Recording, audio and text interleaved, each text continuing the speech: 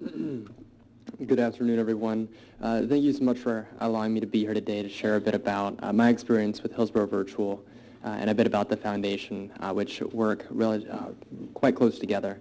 My experience with virtual education began back in 2004, back in kindergarten.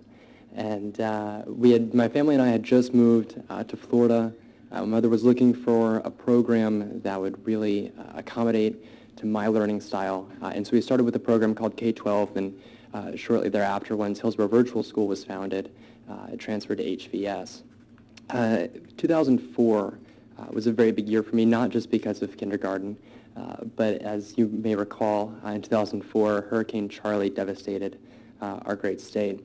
And so as a result, I went around with my little red wagon, going door to door, asking my neighbors to donate their extra food and water and supplies for those who were less fortunate than us. And the project for those who were less fortunate than us. And the project, I really only intended to go on for a few days, maybe collect a few wagon loads. And in the end, the project went on for 4 months.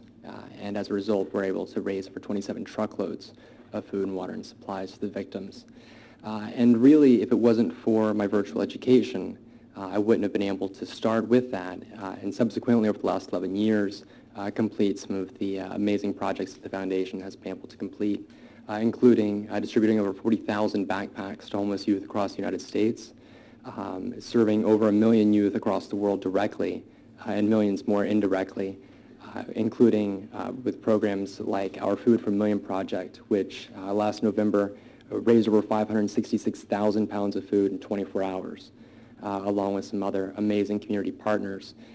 Hillsborough Virtual School has really enabled me to do all kinds of different initiatives to follow with the foundation and to really be able to serve my community. But I wouldn't have been able to do that without the flexibility that HVS provides. And I certainly wouldn't have been able to do it with a locked-in 8 to 3, 9 to 4 kind of schedule that a traditional school provides.